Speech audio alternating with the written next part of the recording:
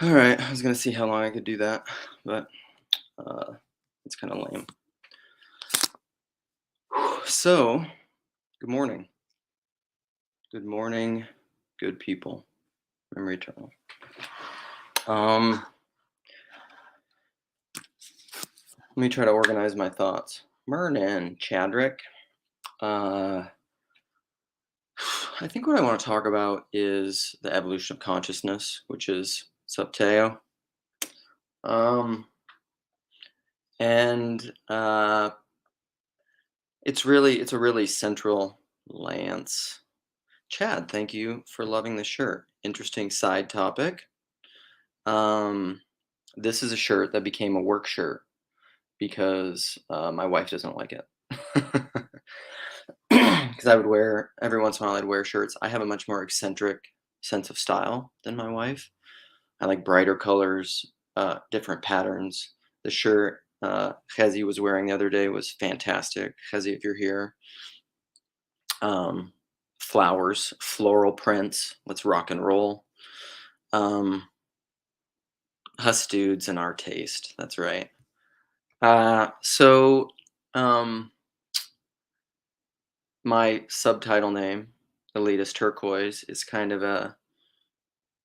I don't know, would you call it tongue in cheek? It's kind of a joke on um, spiral dynamics, integral theory, evolution of consciousness. Evolution of consciousness is a broad topic that we talk about a lot in this little corner of the internet. And one of the best ways to understand it, I think, here, little plug, Up Coffee Roasters, Minneapolis Coffee Roaster. It's where I get my coffee, mostly. Um, However, now I'm drinking black tea. Um, we talk a lot about evolution of consciousness. It's a big thing within Barfield, and Barfield is looms large in this corner of the internet. He has forever. He was unspoken and implicit for a long time, but he's risen. He's risen, and a lot of people talk about him now for sure. Um, and I think spiral dynamics or integral theory is one of the best ways. Chad, you're distracting me. Uh, is a standalone mustache. My wife does not particularly like the standalone mustache either, but I like it sometimes. I had the soul patch for a while too, but that's I don't know. There's too much. It gets to be too much, where there's just like too much hair in my face, and I don't like it. Or like the Fu Manchu, but I got rid of that too. Just going old school, like I look like my father now. Um, But I wanted to walk through this integral theory stuff and then invite some people in to talk about it. And a lot of this is stemming from Paul Antleitner's video. He does really, Paul's great. He does really good videos. He's got great production. He thinks about these things pretty well. He spoke about, what was the name of the talk? Um, the name of the talk was Metamodern Christianity, I think. And so, like, this idea of metamodern is actually fascinating. One of my favorite Yeah, I would say it's one of my favorite albums of all time is Sturgill Simpson's Metamodern Sounds in Country Music. Man, Sturgill Simpson's so good. Sturgill Simpson, Coulter Wall, maybe, Jason Isbell, Chris Stapleton. They're kind of saving modern country music, taking it back to the old school soul of what country music used to be. Anyhow, his album Metamodern Sounds in Country Music is phenomenal. Also, A Sailor's Guide to the Universe. Holy balls. If you wanna and it's a really beautiful album because he wrote it. If you really pay attention to the lyrics, particularly the first couple songs, he wrote it after his firstborn son was born. It's so beautiful in so many ways. And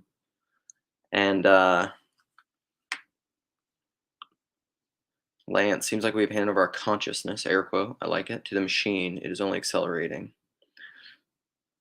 Um, yeah, air quotes is good because, yeah, you know what I'm talking about. Lance has great taste in music. I know you're a Wilco man too. Um, yeah, it is. Is it accelerating? I mean, we're basically living through.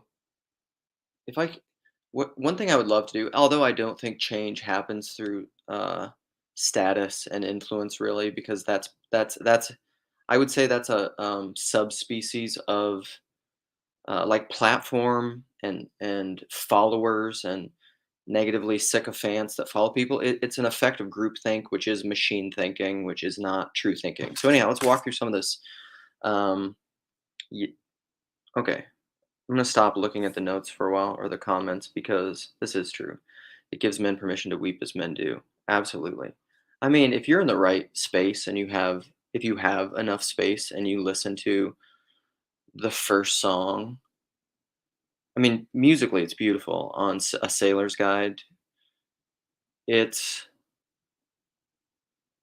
like the lyric, "If I'd have known this 10 years ago," he's talking about how his son, that the answer was so easy. He's like, "But how could I now? How could I know? How could I know that the answer was so easy?" And it's like swells in this it's so good, man. Just go listen to it. Either right now if you have to, if you'll forget, just stop watching, go listen to that song, or do it later. It's so beautiful. But how could I know? How could I know? Because what you see and hear depends a lot upon where you're standing. It also depends upon the kind of person you are, which is a lot about what spiral dynamics is about. So if you, there was a really good summary. I think it was Integral Theory for Beginners or something like that that I looked at this morning.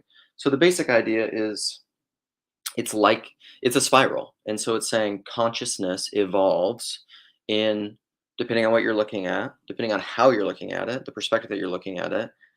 Um, what's the song called? Welcome to Earth. Yes, so good. And Polywog, and it has one of the. I'm gonna stop looking at the comments, sorry, but it has a sweet musical transition, like really well crafted, well done, stark musical transitions within a song. Is I'm a sucker. I'm a sucker for them. They're really good. There's a couple other ones that are coming to mind right now, but I can't. They're in my pre-verbal consciousness right now, the unknowing, the unconscious. So, depending on how you're looking at the spiral, it can be a circle. It can be the closed circle of the serpent, right? And so there's a circularity to it. But also within the spiral, it's kind of interesting because you come back around at things and you see them from a new vantage. Um, you see them from a new angle, and they're new. It's very similar to like when I was young, the mountains were mountains and the rivers were rivers, and when I was old, the mountains were mountains and the rivers were rivers. And it's kind of like you never step into the same river twice. I mean, you do and you don't. It's this coincidence of opposites, which is, and one of the things that's very interesting, which is what the play on my sub name is, the elitist turquoise, because the turquoise is the eighth level in spiral dynamics. It's the only level that we really that within the theory is really known or talked about. There's like another level, but we're not there yet. We don't even know what it is or how to talk about it. So, but one of the things within spiral dynamics is that it isn't really a zero sum status hierarchy where it's better and worse. There is no better and worse really within integral theory.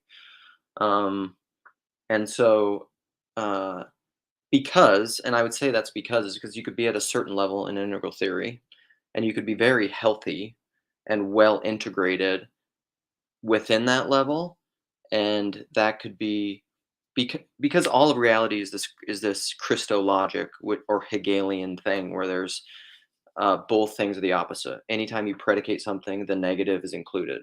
The difference is included in any positive affirmation of anything, and spiral dynamics knows that that's part of the system, and so it isn't really like an elitist thing. So I say elitist, but it's not elitist. So here are my notes. So the first phase, and I mean it's better to see this stuff visually. They either have it in spiral or they have color coordination or whatever. But the first color, the first evolution of consciousness is beige, which is survivalistic. One. And then there's two, purple, which is magical. You could probably think of that as like, um, would that be exactly the same as like a pre-modern, pre-axial age thinking? Probably, like, within there's probably time frames because there are these steps in the evolution of consciousness that you can see in time frames, and people don't are we the same? Are human beings the same? Yes and no, but then part of that changes. That changes. We see things differently, which is like a modern person, the way that the modern person looks at things is different than pre-modern. So, um, in modern, we're not even really modern anymore, but we'll get there. So purple is like the magical thinking. It's pre-scientific. You're not really equating things. You're not thinking of things in terms of evidence. You're not thinking of terms in any of those ways. That's a totally modernist. We're doing Ken Wilber now, kind of. I mean, it's spiral dynamics, but it's evolution of consciousness. So we're talking about, yeah. Um, and red is a power dynamics. And so it's like um, there's a lot of fear, survivalist. Nature is red in tooth and claw. Red is a power dynamic. Three. Blue is the absolutist. So you could think of it. I think I've heard it called the traditionalist thing before. So that's like where people would say institutionalized religion came in. We started uh, thinking of things in terms of a higher power, right and wrong. And orienting that way. And so there was self-sacrifice. There's a lot of these things, but there's this traditional level. Orange, and I don't know. I'm not sure about this. Like I'm not an expert in integral theory or in spiral dynamics, but orange they said is materialistic. So that's where like evidence, reason, independence, probably, um, and of course, and the bottom, and everywhere in the middle. Um, but of course, but it's not a hierarchy thing. So of course, or that kind of a hierarchy thing. I need to do. I need to do somebody left a comment once a long time ago. I need to do a thing just on hierarchy. Actually, Nate, I'd like to talk. We've talked a lot about hierarchy. We should do a conversation on hierarchy sometime. Because that's something that comes up obviously all the time. This little corner in Peugeot and the bottom, absolutely. Philippians too. So orange materialistic, evidence, reason, independence. I think that's basically modernity. So this is how this maps into some of what Paul Antliner was talking about. The green is more relativistic. So we start thinking of things in terms of justice. We have to acknowledge and honor everyone's opinions. Ecologically, we're beginning to think globally about things. I would say that's in the beginnings of some of postmodernism. But within postmodernism, and I think the honest pomos, as I call them, you start to get glimmers of what could be potentially metamodernism, which isn't like everything is completely arbitrary and relative, and you can't ever take a stance on anything. And it doesn't mean just because, to quote the great Jedediah Pascal, just because things are relative doesn't mean they're arbitrary, right? um, Things are relative. I would say everything is relative, but that doesn't mean it's arbitrary. And if you want to claim things in an apologetics kind of way, and a polemical way, kind of talking about like absolute truth, a lot of apologetics is this way, whether it's Christian or Muslim or anything else, like where it's bulverism, where you have a point to prove, you know the right answer, and you reason backwards and you justify it all, and you play these thought games with it, which is basically Machiavellian psychopathy to win in this zero sum competition. That's coming a lot out of orange and green kind of a approach to the world. But like all of these include the lower levels, but not necessarily in a self-aware way. So you're getting a lot of traditionalism in there. You're getting a lot of religion and irreligion. Jonathan Haidt will talk about that because like, are you religious? Well, I'm not religious. Like my son was just texting with a group of people the other day talking about what was he talking about? Oh, he's been goading me and wanting to talk about all this Israel Hamas stuff because he just likes to argue, believe it or not, my son. And we have some conversations about it, but I tell him, like I know a little bit, but I know enough to know I don't know a lot, and I'm pretty willfully ignorant. Or I'm not willfully ignorant. I'm just ignorant of the issue. There's a lot to know. And so then he starts texting with this friend group that he has from some writing class he took, and and they start getting into conversations of like the West, and is the West Christian, and Tom Holland stuff, and the person's like, "Well, I'm not Christian," and kind of like, "Okay, but everybody's religious." Then we get into like Douglas Murray and Tom Holland and Christian atheism and like all that. All those questions are very much coming into I would say those are questions of like green yellow levels. Do these stack within each other? Absolutely. It's like Russian nesting dolls. Um, third world consciousness, I think. Sorry, a third world consciousness. I think people tend to see that as like beige and purple, probably maybe a little bit of red. So it's the early levels because it's just survivalistic. It's not. They're not particularly self-aware. And I think we can see this. It's not necessarily good or bad. Like, are these people happier? Maybe in a lot of ways. Is it like what is better or worse? I don't know. Do these colors apply to the affluent? Typically, yeah, because like a lot of so like yeah, the orange is materialistic, right? Um, and that's in evidence, reason, independence. So a lot of like autonomous, isolated individualism, and I'm alone in my behind my privacy fence with my garage door and my nice car and in debt, and I have all this stuff, and all I'm trying to do is get more stuff. Like that's are you happy? No, that's affluenza. But like that's and also, do you think you're religious? Well, maybe not necessarily. You might be irreligious, but that's your God, having stuff, having material things, right? And so you layer on this unacknowledged supernatural again because you live in this divided world, this two-story universe of my values. I value having all this stuff, and then you think it's going to make you happy, but it doesn't make you happy. Idolatry. So yeah, it totally applies to the affluent. Um, yes, and we'll get into some chaos stuff because higher levels get into chaos. So I really like this. So the next level, so we're at beige, purple, red, blue, orange, green. So those are the ones we've gone through. Survivalistic, magical power, absolutist, materialistic, relativistic. Now we're into the yellow, the integrative level. I would say that's the level that probably is it's definitely the most self-aware. It's where like a lot of self-awareness comes, self-reflection, probably a lot of psychology, a lot of therapy, a lot of psychoanalysts and all of that stuff came out of this. And you could see precursors in this. Like, I mean, you go back and read really ancient people, read the Bible, read early church fathers, read ancient religious texts. Um, they're glimmers. There's glimmers of these things, you know. Think morphic fields. These crystals popped with starts and fits, popped into being, popped into reality, but there wasn't a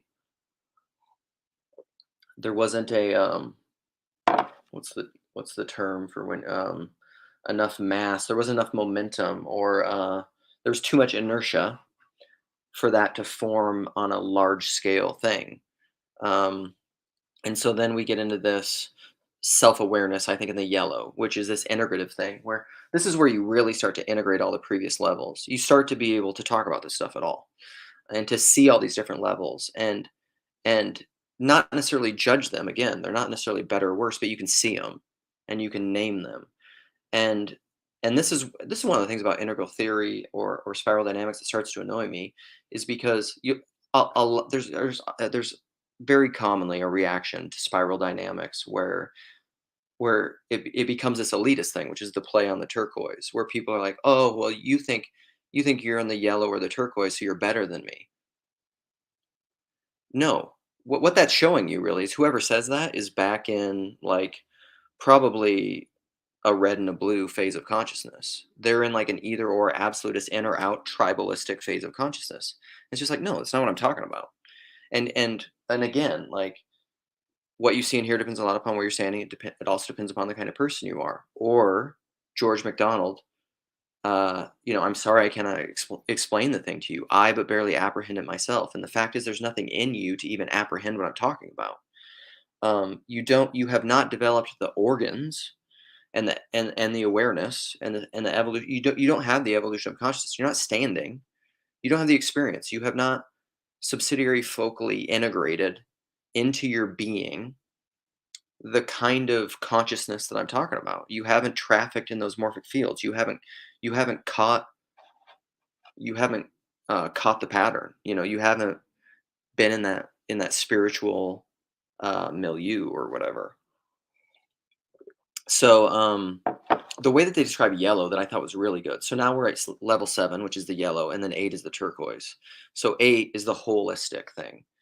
Um, it's where you start to see everything. You get back a little bit of the green, this global awareness, You have self-awareness, but it's not this individualistic self-awareness. It's more of a acknowledgement of the person. No man is an island. John Donne, Thomas Merton. The autonomous, isolated individual. You don't acknowledge. You're not acknowledging tribalism. You realize that these zero sum things are foolish. Like, in order for me to truly win, you have to win. It's this kind of acknowledgement, which where'd this come from? Is it within Judaism that, like, if one like even like if one person be damned, like, it's a loss. If everyone and everything is really connected, well, then one person being lost is also my damnation. If I'm connected to that person in love, in some kind of relational reciprocity of love, it's like Cal talks about it this way with which I think he got from someone else, but, like, to damn Hitler, if you damn Hitler, you're damning Hitler's mom. Hitler had a mother. The person you most hate, your biggest enemy, has a mother. It's kinda like when Trump and Hillary Clinton and that election got so ugly, and was so combative, and then I saw some meme where, like, they put up baby pictures, like baby Trump and then baby Hillary, and you're like, "Aw." And Wayne, my boy Wayne Fair, Sovereign Love, his channel, he had a video the other day where he said something like, he was interviewing somebody about who became a universalist, and it was something like, we all have compassion on kids and babies, and we love them, and we're like, oh, they're innocent. But then at some point, like, what is it? Puberty, adolescence, they start becoming an adult or something, and then all of a sudden we're like, oh no, not you now. You no longer have innocence. Like, I can no longer forgive you for your things and for your ignorance. Like, a child does something ignorant, and you're like, oh, you just don't know better. But then all of a sudden they become an adult, and you're just like, damn you to hell, essentially. Oh, who's this? Hitler's mom? Nate, credit where credit's due. Thank God for the money. No, I thank God for the money. No, thank the devil for the money. Thank God for you. It's an old country song from the 80s. That's a oh man, I love old songs. So yeah, what were we talking about? Hitler, damnation, holistic, turquoise. Okay, so I'm gonna put the link in, and but first I wanted to say they described yellow, so this is level 7, right before turquoise, as left-brained with feelings. So think about it within the McGilchrist thing. So, like, you're left-brained, but you're also acknowledging feelings. So, like, you're not Ben Shapiro. Facts don't care about your feelings. That's more Ben Shapiro's probably better. I mean, at least his avatar and what he puts out on social media and what sells, what he's marketing himself as and what he's become, like his false self that sells stuff is facts don't care about your feelings. Well, that's back more in orange, materialistic evidence. The evidence says, science says. Oh, interestingly, I was painting at this house the other day and someone had the TV on and I was watching, this is related to that. I was watching, I don't know people still watch this stuff, but it was like, what is it, QVC or whatever. It was people selling some stuff, and I was like, "Oh my gosh!" Like, when you start listening to what these people are selling, which I don't even know the people that are selling it are aware of what they're doing. Again, this is all levels of consciousness stuff. But they're saying like this stuff has scientific tests, and scientists like this is scientific, and I'm just like, okay, like what isn't scientific? Like that's a marketing term. It's just like now green stuff, electric cars, front load washing machines, which suck by the way. Get a top load washing machine. Uh, Maybe they've made them better, I don't know, but they also stink. Like, all that stuff's just meant to market you stuff. It's capitalism has, any label you wanna put on stuff grass-fed, largely. If you're buying something at Costco, it's probably not grass-fed. Uh, Anything at scale, the marketers will take any label, throw it on anything. They'll figure out through lobbyists and laws, like, what are the least amount of stuff they can do, and how can you best apply those regulations to massive corporations that screw the little guy, and then so that we can sell it to you and make millions of dollars. Like that's everything. Christian is often that. Like, I'm a Christian. I self-identify as Christian. Mostly that's marketing, so you can fit into your in group, which is probably like a blue and a red level of integration. This is why I say like I don't. Christianity has nothing to do, like, it doesn't have anything to do with your self-identity. But depending on where you're at and what you're talking about and your self-identity and what you even mean by all that stuff. Like, who cares? Um, okay, what are we talking about? Paul, front loader. Wilbur said, very interesting. Wilbur said so. He's very interested in Jordan Peterson. So anyhow, so yellow, the integrative, is left brain with feelings. Thank God. Or somebody sent me a video the other day that talked about, or no, that's a line from Barbie, where there's some scene where this smart Barbie girl lawyer, who's like one of the people on the Supreme Court, makes some comment of like, and it's like a rib on facts don't care about your feelings, but it's essentially like, because I can be smart and have feelings too. I don't know, something like that. And they're playing on that. But like, what's interesting, and this is Christ and Antichrist. So like, are you saying that authentically and just to like say it, or are you saying that as a subtle jab at people who don't agree with you? Because then you're like, well, I'm really smart and I have feelings, so I'm like yellow integrative, but really that's kind of a blue red power play thing. And this is like postmodernism, Foucault, everything's about power. Well, is it? You know, I don't think so. Because what is the oh, I wish Cal was here. What is the quote? Nate, you're here. What's the McDonald quote of, and Lance, you'll maybe know this, um, about power and love. But it's something that love is the power of power. Yeah, power is so love trumps power, obviously. And if you don't see that, I don't know how to explain it to you. All right. Turquoise. Turquoise is described the holistic level, the highest level that at least people are aware of now, which I think they said probably emerged largely in the last 40 to 50 years, is right brained with data. So it's the right brain is the master. You can see all the errors and error correct and see all the lower levels and not judge them. But then you also don't deny the left brain. You don't deny the data. You don't deny what we've learned with science, but you just haven't absolutized it. Again, blue absolutist level. All right. I'm gonna put a link in here. Sorry about my little burps. People can come in if they so desire. Oh damn! I've already been talking for 30 minutes by myself, like a psychopath. I'm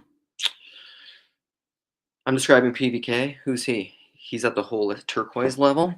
Well, good for you. Do you take pride in that? Are you really at the turquoise level? Maybe not. Ho ho ho. Lobster monkey Chad with the hat. What up, my brother? What's up, man? Can you hear me? I can. Okay, good. Sometimes it One last thing to wrap up mhm. my title, my Mosaic Vision title, before is that it's also like will within us, as in your ability to choose and orient yourself, has a role in this, but it doesn't have a role in a controlling way. Like you can't just in the same way that you can't like will, like I heard John Piper say, like what kind of ice cream do you like? Doesn't you can't pick, like you can just pick to raise up and down your pinky. It's not the same thing. What level of Mhm. consciousness you're at, you can't just like will. It's No. not subject to your will. And so what is the relationship between self-awareness, seeing this stuff, and then actually being transformed by it, you know? All right. Yeah, so these are more of like a descriptive map Mhm. than a, I would hate to say prescribed map. But Right, and also, like but knowing all this stuff may lead to your transformation. It may be part of that, you yeah. know? Yeah, Okay, well, what do yeah. we got here? It is by loving and not by being loved that one can come nearest to the soul of another. That's not the quote that I was thinking of, but it is a good one. It sounds like a St. Francis deal there. Oh, Chezi. Hezi, do I do the guttural too hard? Am I a douchebag when I do that? Hey, Paul. Hey, PBK, what Who's y'all. up? that guy? How's it going? It's going, man. It's How about going. you? Back in the States. Really nice to be home. Get to make breakfast again with Luke. So I think Oh, Luke for breakfast is a wonderful thing. And mm, excited about the death grift and the big meal that's happening at the Pope's house up there in I thought the naming of your town was just fascinating. Yeah, yeah. And that's how we actually, because of that story is how we first named Ferris, our first puppy who ended up getting sick. But we named him Ferris in that way. Anne started drawing the letters out of the hat, and we came up with a bunch of them, but Ferris was the one that stuck. And it turned out the name actually is Latin for wild, which Ooh. is interesting. Yeah. Good to see you, Chezzy. I don't know if I'm doing the guttural too much too. Me and Luke looking like douchebags trying to do things we can't do. I could just call him Chezzy, but then I got Jacob had a fit when I did that. So I don't. Yeah. I was in England. I couldn't speak English. That was abundantly clear to the people that were. I couldn't say town names. It was a mess. I'm sorry. I am what I am. Yeah. Oh, Well, I think man. that's just Jacob loving you because he doesn't do that to everybody. He just does it to you, and that's his love language to you, Paul. Jacob's love language is the same as a Jewish mother. It's criticism. Yeah. Well, Holy cow, are both of my parents Jewish? What is going on? Okay, here's a quote I want to throw up here because so this is funny enough. So Trip Fuller, who friend of the channel, well, friend of me. I don't know if the other Grail Country folks know him. Has Paul Trip knows ever him. been on Grail Country? I don't think so. I don't think he Grail Country knows. doesn't seem like his vibe. Maybe not, but Trip and I are buds, and I'm in that Grail Country thing. But so I've sent him a bunch of these videos because there's this guy Kevin from this channel Behind the Fundamentals, who hates Calvinism. He has, I think he has like I counted them up once and sent them all to Trip. He has something like I don't know over 10, between 10 and 20 playlists of all these different videos, just just dedicated to destroying Calvinism, essentially. But somebody made a comment about it. Stefan in here made a comment about it. Self-awareness and spiritual growth. So he must also do some of that. Yeah, he's a Protestant anti-Calvinist background. He's a bit anti. Yeah, he is. So again, spiral dynamics. Here's the thing. In his mind, I would say he progressed past whatever awareness he thinks Calvinism is at. But then it reminds me of a Randos United video that we did a long time ago. I think Jeff and Sam was in it, and somebody else, but it said, we're not woke, not anti-woke. Because that's the thing, is I don't, and that's a criticism I get all the time. People are like, Luke's anti-propositional, and I'm just like,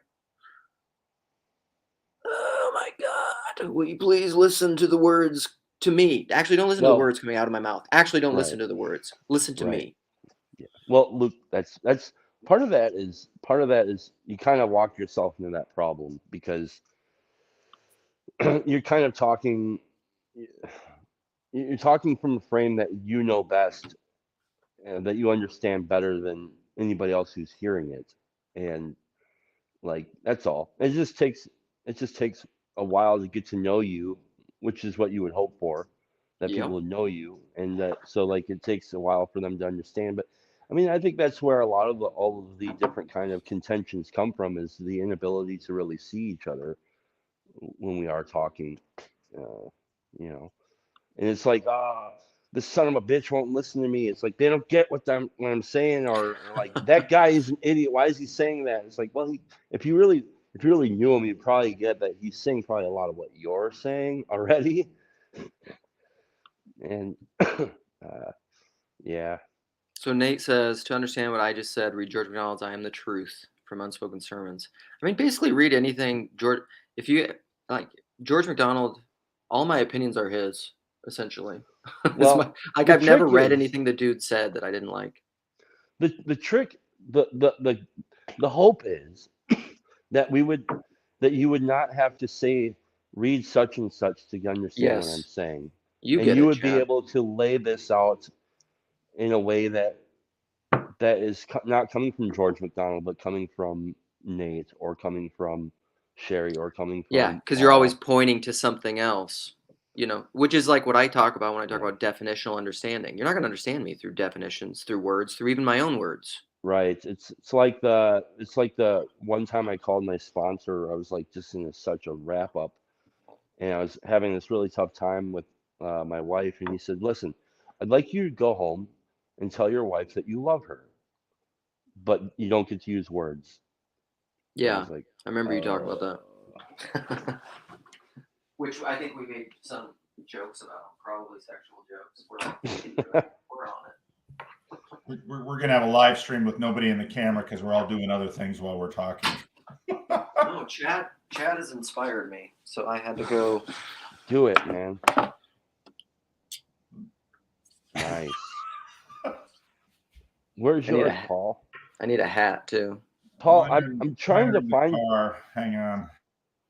I'm trying to think of some really good questions to for Paul that I've not heard people ask him before, and because I'm supposed to do like some sort of a interview with him because I'm one of the members on the membership Mm, or whatever, yes. and so I get a randos thing. But I want Ooh. Paul to be the first interview for my channel, and Oh.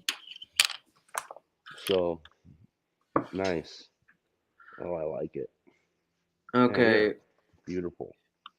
Here we go. Pick and choose. Always coming with some good comments. I like this guy. I'd love to know what percentage of big disagreements between human beings is actually caused by semantics. So, like, even framing it that way, I would say is again looking into even talking about semantics is to be caught up, almost, I would argue, in like this orange materialistic evidence reason stage of consciousness, because you're like saying semantics, you're like, is it this definitional objective thing, or is it like the context over here? Well, it's both, and is it just the words? Ultimately, I would say, like, the holistic level, the turquoise level, is it's a lack of love, and I've tried to talk about that before. Like, no matter who you're talking to, and no matter how poorly they're saying whatever they're trying to say, if you love properly, you ought to be able to steel man, agape whatever they're saying into existence, no matter how poorly they're doing it. Well, sometimes though, I think it is appropriate to stand firm in where you are. Like it's Well, like that's the fine time I was, too. yeah, like Yeah. the time I was talking about with you how I was at work and the guy wanted me to use a particular machine at work. He said, no, what Mm-hmm. he said, what he wanted me to do was use the machine, but he did not tell me to. He said, hey, Yeah. I got this grout machine. Do you want to use it Yeah. to grout? And I was like, Yeah. no, I don't want to use Nope. it. And he's like, well, okay. So then I grouted the way I wanted to grout. The next day he came back to me and he said, you're not too open-minded, and that's going to be a problem. And I said, well, what do you mean? He said, well, I asked you if you wanted to use the machine. And I told you I wanted you to use the machine. I said, no, you asked me if I wanted to use the machine, and I did not want to use the machine because I have my own experience with that machine, and it does not work well. Mm-hmm. And so like it's just weird how like, but I'm not open-minded. I was just being completely honest with him. Dude. Yeah, be Yeah, careful you who judge, for in your judgment you condemn yourself. You're not open-minded, but really he's not being open-minded. right. It's And just, I don't know. It's funny, man. it would have been wise if I would have just used the damn machine because I could sense that he had a certain way that he wanted me to do this, but I was also playing a different game where, well, I want to use the words that you're using, Mm-hmm. like, and so, yeah, Chad, you should have said, I had problems with that machine, but if it works for you, maybe you could show me why you like it so much. Right. That would be great. and that's why he actually told me that the next day. He's like, you could have asked me something like this. I could have shown you how it works better. Which, okay, sure, Yeah. fine, Well, you only learn that stuff by being treated poorly by other people a lot. So then you have to right. always think, I did not like that experience. What can I do to make sure I don't do that to the next guy? So, Right. Well, and the egoic thing that he was bringing up in me was, I'm always the new guy at these damn companies. Well, it's like, Chad, whose fault is that? Is it yours? Because like you can't seem to get along with people, and so you have to go work at a new job or whatever. And so it's like I'm always the new guy. And you guys are always treating me like the new guy, but the you guys are not the same people. They're like a new guy at another job. God, people are so hard. It's so difficult. And I wish I could suffer better. You know what I mean? Like I wish I had the capability to just take the hits and like be like w- something like wise or something like that. But I just can't, like, because I have an ego that's like, no, I'm gonna show these bastards, and I hate that about me. It's like that thing you were talking about. I can't. It's not. I can't pick my favorite color, or something, or my. I don't know why I like that ice cream. For some reason, I have this problem with an attitude that it's so difficult. Now I'm off track and I'm stealing your thing. No, you're fine. Hmm. Upcycle. Look at this. Throw some money at Grail Country. What Oh, a sweet. gentleman. Also, Nate's a fascist, as you can see. I had that one downloaded for the plane ride back from Europe to the States. I listened to some of it. I didn't get to the part of you contradicting yourself, Nate. So Well, he but was basically, I think what he's referring to is his usual hard anarchist principles and anti-nation building, but he's like, but Israel's special. Well, I think that's what he's talking about. oh, I heard that. I heard that. Yeah. I still want to know, Paul, have you yet listened to my conversation with John Vervaeke and Karen Wong? I listened to some of it. Okay, I listened to the whole that's thing. fine. Okay, that's good. That's all I care about, is that you heard some of it. I did. It was so a many while ago. I listened to it almost right away. Oh, okay. there's so many good things out there, man. There are. It's really hard to figure out. And truth be told, what I make videos about is usually the thing that I saw right before I had time to make a video. I mean, it's sometimes just that random, which is not good, but true. Well, and even this, like content consumption and videos and what is the best and why are you asking people to watch it, and like thinking that like if you just read the right book, you just watch the right video, all of a sudden, guess what? That's orange level of consciousness. It's a I'm it's a orange. false assumption, you know. But it could, but like for you and for me, it can often be I want people to love me. Well, and So like I was just watching something, cleaning up the kitchen, making breakfast, doing my morning chores, and oh, Luke is streaming. I want to go. I mean, it's to me. I mean, that's part of the reason. I mean, even though I'm like Luke in the sense that it's the personal, and this is much more fun than watching a canned video of two other people having a conversation. Yeah, totally. It's like old school Discord live chats, you know. This is Oh, man, this is I like love the it. space where that happens now. Luke, what can we do to get back that old Randos channel? Because we should really be rallying on that. We should set up topics and conversations that aren't live streams, because there's a different Yeah, kind of it's a different thing. consciousness that goes into those videos. Well, Yeah, and I totally agree. one of the things that I noticed too was the Europeans. We over on this side of the Atlantic, we're pretty close time zone wise, where we have the same language, where we've met together at various conferences. The Europeans are really struggling because they're all in these little countries and they have different languages. And so, Teddy was asking me what to do. I said, get on that Randos United thing and start doing streamings like this, because I think you're right. A lot of what sort of bound us early on in the Bridges of Meaning Discord were the live voice chats and video chats, because we got to know each other personally. Yep.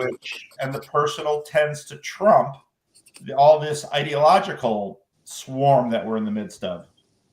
Yeah, totally. He said the T word. Yeah. So Chad, I don't know. I mean, I think part of it for me, so I do these when I just randomly have the time, and I try to limit it somewhat because I can't. Like I would probably want to, but it wouldn't be good for me or for my family or for my marriage if I was like, I did a 4-hour stream today, missus, and she'd be like, can you never do that again? Right. Right. But, and so I do this a little bit, and I have had people reach out to me. There's a few guys that that would be perfect people that I would love to do randos conversation with, like somebody that reaches out in a live stream or a comment or something. But it's just hard to do. The vision for randos was always to have anybody who wants to have a conversation and then send it to poor Jeff and he will watch it and maybe not watch it. He got too busy for a while where he wouldn't watch them, but he would make some little, screenshot and then just post it and people could watch them.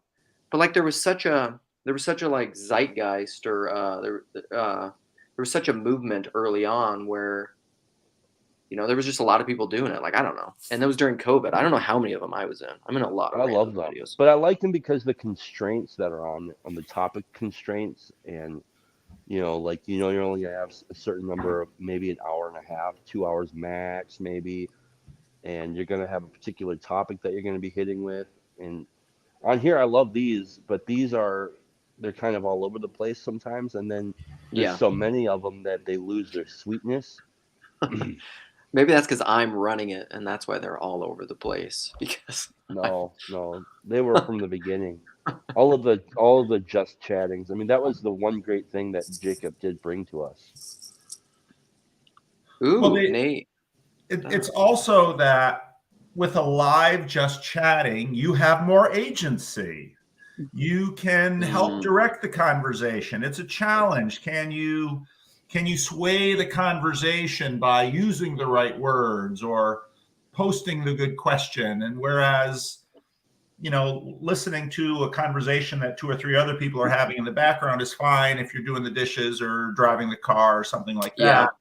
This is much more dynamic. So Yeah. I do, and I think Jacob had the right idea with just chatting, getting this thing going, but we have to figure out how to scale this thing for more people.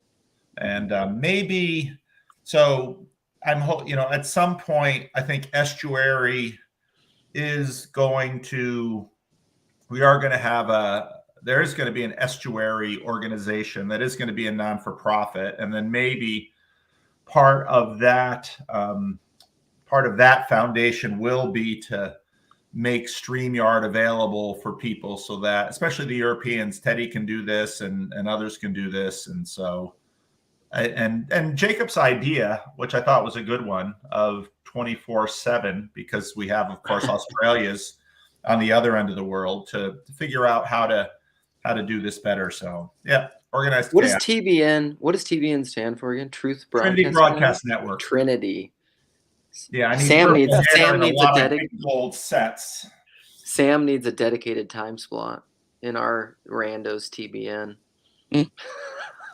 That would be hilarious. What I do love about live streaming too, part of it is I could just talk to myself for hours, as my wife knows. But also one of the dynamics that I like when people come in is it's an exercise in proper dialogos, I think, and personalism, because you have to interact with whoever comes in, and if you do it well, you should. It's a good balance of the masculine and the feminine. If you do it well, you have to do both of those things really well. You have to be assertive when you need to be assertive, and that's the directing conversation maybe, but also being open to potential. It's like gardening or husbandry or whatever. If you do it well, that's what you're doing, Like, for example, right now, Michael hasn't said a lot. I want Michael to talk. Well, I was going to come in to mention the fact that I did do 2 videos on metamodern hermeneutics, and Chad liked them. So,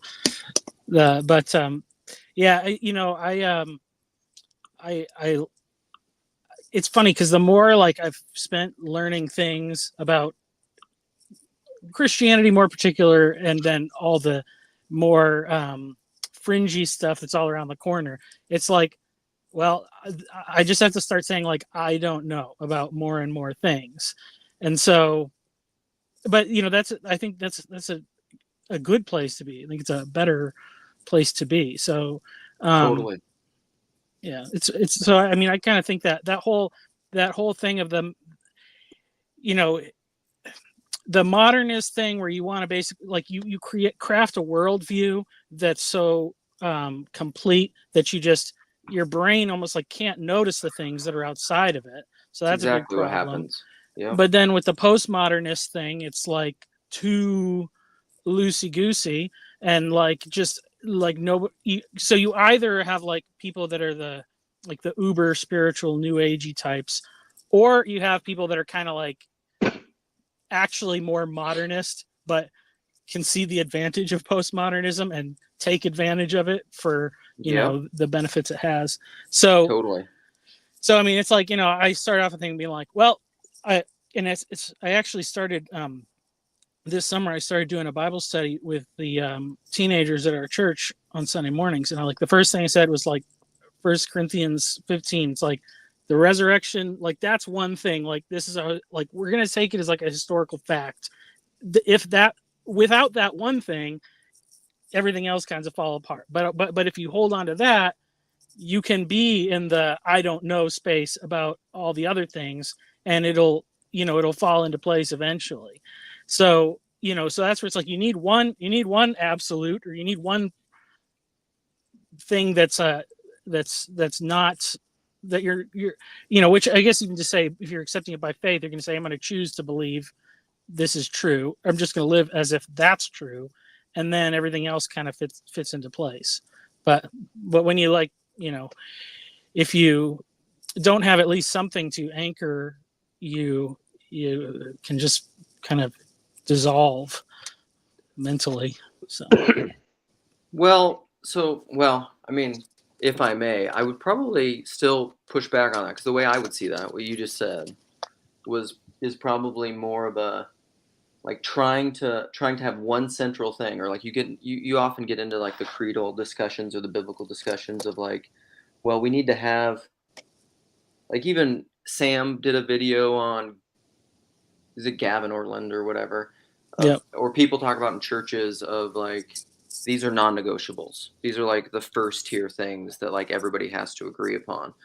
All of that framing, I would argue, is still in like this orange green kind of bounded set way of understanding the world. And I would say, if you move into like a yellow integrative or holistic way of seeing things, which again, like, you can't will, but I would say what happens is it doesn't negate what Peugeot would call, I think, centers and fringes. Like, that's a reality that I think exists, and even like a better or worse, but like, you need both. You have to have the fringe. You can't get rid of the fringe. You can't get rid of the heretic. We should probably learn to institutionalize somehow the heretics or the prophets, because traditionally we haven't done that. Like, if you get rid of those people, you become blinded. That is the honest postmodern critique. Like, you become blind to you become lopsided left brained, and you can't see the thing. Whereas we need to get into this right brain with data, which is the turquoise level. But the problem is like, you can't make people get there. yeah. Well, I mean, I am teaching You know? teenagers whose parents are expecting them to learn about Christianity and hoping they don't deconstruct. So that's I mean, that's within the so I didn't say, like, if you're in a church, the resurrection kind of has to be a non-negotiable. But even to say, like, I mean, like, I don't know, like, if people think Jesus is the Messiah but he's not God, or they did things like, I'm almost like, I can't say like that person's not in the grips of God's grace, like, because there's reasons why, like, they just can't get there. But like, and I think God's doing things through those, because it's like, that's the whole thing. Like, Sam's obviously pushed everybody to learn more about the Trinity and more about a lot of Christian doctrines, because he's skeptical about accepting those certain claims. And so it's like, well, God's obviously using him, and obviously he's a person that loves God and loves the Bible and all these things. So it's like, He's a very smart donkey that God is speaking through. Obviously he goes in, he's been able to go incognito in a lot of churches for like, for a long time, until like, it's weird, because I've never, I mean, I guess because I don't really have a problem with the Trinity, but like, I've never been in a lot of those like hard confessional kind of conversations. I'm in smushy evangelical world, so Squishy. Yeah. But it's nice. It's like a stress ball. Yeah. Well, it's fine because if you want to, if you want to get all into like Calvin's institutes or whatever, like, good for you. And if you want to get somebody to listen to you talk about it, that's probably a more challenging project. But you can do it if you want. So I was watching this thing with my wife last night. We started watching this show on FX about, I think it's called Under the Banner of Heaven, and it's this detective who's um,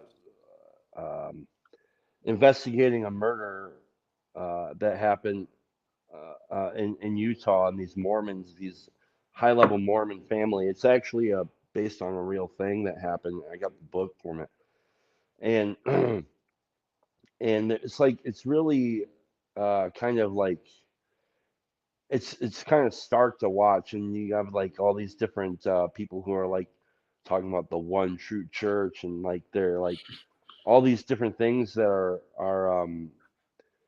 and watching this detective who also is a Mormon who's now wrestling with his faith because of what he's witnessed here, and watching about the past unfold into the future, and all this, like, and it does such a really good job on like not throwing the entire church under the bus and stuff. And anyway, so I was looking up the actor. The actor that's playing the detective, he's in the show or in the movie Silence, and he's the priest that not the Adam guy, but the other dude. Andrew Garfield. Yeah, and so we looked him up because I was like, this guy's got to be like some He's a sort of stud. Christian or Dude, he's a something. stud. Watch some interviews of Andrew Garfield. It's going to blow your mind. And he was About saying, silence. and I was looking at like why, like he identified as, it was very particular with the word that he was using, because he was like, oh, this guy, he knows what he's doing when he says this. He says something like, I'm a pan agnostic or something. He's so cool, dude. He's And I'm really like, cool, Chad. yeah, that's kind of me too, because like when I hear the term the one true church, it makes me it makes me flinch a little bit, because I'm like, um I'm like, I don't know, like I just I'm so grateful that I came in, that Christ grabbed me where I was and brought me to where I am in the way that he did through like the 12-step stuff and stuff, because like that's actually where my foundation is on this whole. And actually it's weird, those the longer I'm in, the harder it is to maintain that tolerance for other people and where they're at. It's like it's really really weird to watch, because like it would be interesting to have a conversation with Chad from 2 years ago, or Wouldn't that be Chad from, cool? it'd be like, because I think he has something to offer that I don't have anymore, Hmm. that I wish I did sometimes, and it's kind of like when I first when I was like 4 months sober, I went to this event where these people were, it was like an all day event. There was a speaker every half hour, and there was these old timers telling their stories. And I remember being 4 months sober, and I was weeping because I was like, oh my God, these guys' stories are incredible and so powerful. I can sense the presence of God here. And then like 5 years later, I went to the same event, and a lot of those same people were telling their stories. And I was sitting there and I was thinking, you guys are all idiots. Like, you guys are doing this wrong. Like, what? Like, that's not AA. And like, so it's just, and it's a good experience to have, because I could see where, like, you don't, like, the more you're in, the more you get scrambled, and the more full it gets, but the more it gets scrambled. And like, it's like, that's why I like the kind of like the meta modern idea of, you have to kind of, I think this is why I like daily practice, and keeping and talking with others, and having a daily practice of one that's rooted in humility, where it often seeks to find where you're falling, where I'm falling short, where I'm wrong, and all those different kinds of things. Because uh, as you were saying, Mike, the longer I'm in, the longer I'm like, I don't know what the hell I don't know anything, dude. Dude, but what you're talking about, what you're describing is the turquoise level. That's Right, what you're but describing. sometimes I want to be red. No, Yeah, No, that's sorry, Chad. That's why I came in, Luke. Hi everyone. Yeah, hey, Because at the start of it, I thought you were going to talk about how each of these colors can be beneficial and what stands in life you could be in, where this that's is part the. of it. Do it, brother. But what it turns out to be is you're the sub name on your name. The elite is turquoise. It's saying Mhm. nope. If you're orange, nope, you have to be turquoise. You're red, nope, you have to be turquoise. You're not turquoise. So I wanted you to go more into okay, what benefits does it? When can you be a red? Yeah. Also, I had another question, which was you mentioned one of them. I think it's the yellow being left brain with feelings, Yeah. and then the turquoise is right brain, but with But with facts, data. with Yeah. data. Yeah. But you prefer the right brain with facts to the left brain with feelings. Why? I mean, a little bit. You could. I mean, if you could look at it that way, they're a little bit more.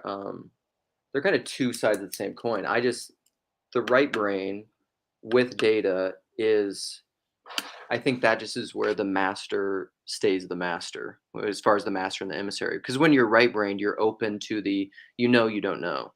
You're open to the unknowing. You're open to error correction. Like Peterson talks about. You're open to an error. That's what an error is when the left brain's just chugging along, doing the thing the left brain does, and all of a sudden an error pops up. But like you don't know how to integrate that into the system. Well, what that is the closed circle of the Ouroboros opening up to help you move on the spiral further up and further in. But you won't see that without the right brain, without the periphery. It's like you're climbing on a vine as a monkey and the snake's coming over here. That's your periphery. You're just doing this is where your focus is. The snake comes in from the periphery. If you can't see that, you're dead. is that a temperament thing? Partially, I think. I think certain temperaments are more inclined to go there. Mm-hmm. For sure. Openness to experience, for example. Mm-hmm. You could also bring an enneagram, like an enneagram 6. Their sin is fear and anxiety, which is why they're loyalists and traditionalists. They're safe here. This is where the safety is, so they're not going to be inclined to go there. But you can have a really, you know, you could have a really well integrated, again, like what Teo was saying. You could have a very healthy 6 who's rocking it though, who knows all that, is self-aware all that, and has been transformed, and like that's still their thing, but they've moved way beyond it. So would you say when you start meddling with these colors and um trying to game through them, Well, I don't could think you that can be game them. That's the thing. Well, I think if let's say if you use them as a self-reflection, so I have an evening review where I have these set of questions that I ask where I'm at today. And if I started to integrate the colors, what color was I at today? Is that a gamifying thing, or because like if you're like me, I might try to game them, even though I'll secretly tell myself that no, you can't game this. I Right. love you. No, Chad's great. I think It's the thing people would do. Yeah. that's like law versus spirit, or God versus mammon. If you're trying to game it, you're playing the law. You're being a legalist, a good lawyer, or you're doing mammon. It's the Machiavellian psychopathy. You're trying to control it. You're trying to will it, but it doesn't have to be that. Hmm. And only you can know, because and maybe you don't even know. Hmm. Well, I usually only find out when it hurts. There you go. That's right. It's like they say, the truth will set you free, but it'll ruin your day first.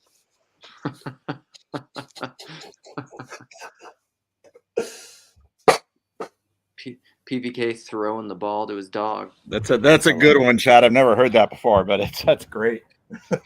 You got that from an old time. I stole that from an old timer who I look up to a lot. Those Chad, you're guys. dude, you're so great. You're like one of Jason, who I've been big pumping Jason lately, because I just think he's all over it in this forgiveness stuff.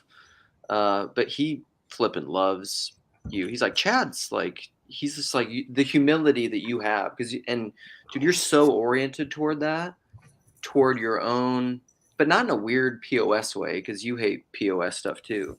But you're very oriented toward your own blindness, brokenness, stupidity, and failures. But that keeps you, that can become its own trap that's really crappy. But it also keeps you in a place of, a bruised reed I will not break. And in a place of humility to truly be open to that. I mean, that's humility's right brainness, man.